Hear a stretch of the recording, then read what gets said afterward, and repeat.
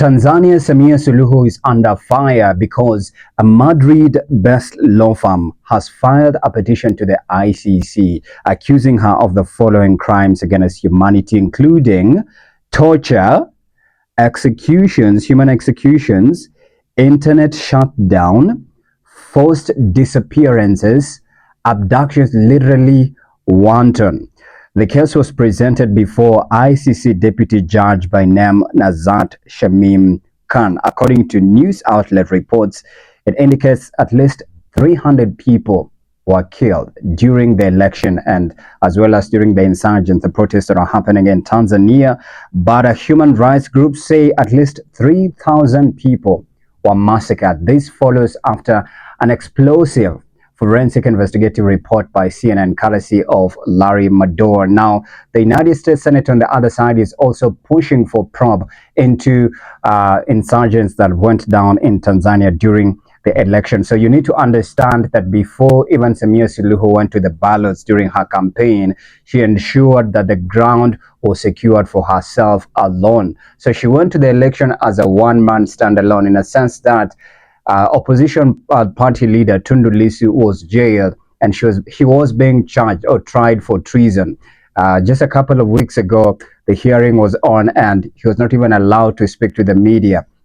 Other issues that were uprising included a forced police curfew, an internet shutdown, local and even international media was barred from being part of the election process, that raised concerns about the integrity and the transparency of the election process.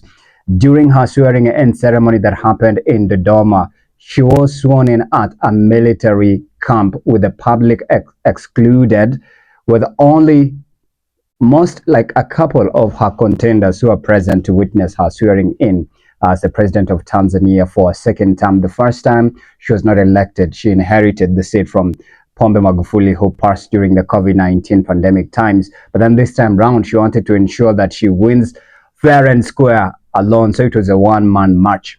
But some of the pressing issues include, especially after the CNN expose, Minister of Information Mr. Misigwa amesema pale kuwa ile ripoti ambayo ilifanywa na Larry Madowo si ripoti mzuri, iko biased, ambayo inaongelea tu pande moja. But then on the other side, Larry Madowo even did a Swahili reportage on CNN that never cares about African content. He tried to interpret and even ask Tanzania, are you willing to give us audience to explain what exactly went down during the election period? They ignored it. It was met with silence. But then after the forensic expose was done, that's when the Samia Suluhu panicked. She cried, screamed, and moaned, and issued a public statement saying they're looking into the CNN investigative report and they're assessing and they'll give their feedback. And then what followed thereafter was a parliamentary, I believe it was a press conference or a parliamentary setup. So they are accusing Larry Madowo. In fact, one of the camp has it that they are sending for Larry Madowo. They want to unalive him, saying that, you know, he's unprofessional, his journalism cannot be validated, he's just a content creator. Man, Larry Madowo is an avant-garde journalist, man.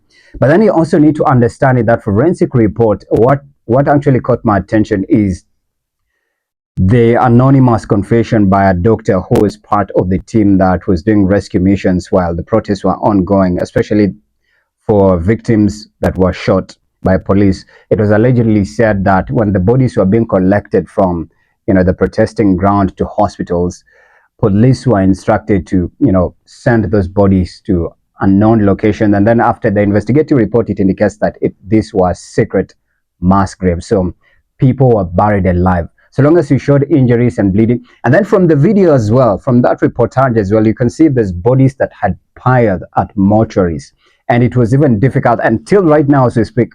There's loved ones who are still looking for their family members. Even right here in Kenya, 2 people died in Tanzania, and there was a communique from, you know, the Ministry of Foreign Affairs right here, from the Embassy of Kenya right here in Kenya to Dar es Salaam in Tanzania to try and help and even repatriate those who were injured during the election insurgents. So some of these things will eventually come to light, but one thing I know for sure now that the case is at ICC, Samia Suluhu is under fire.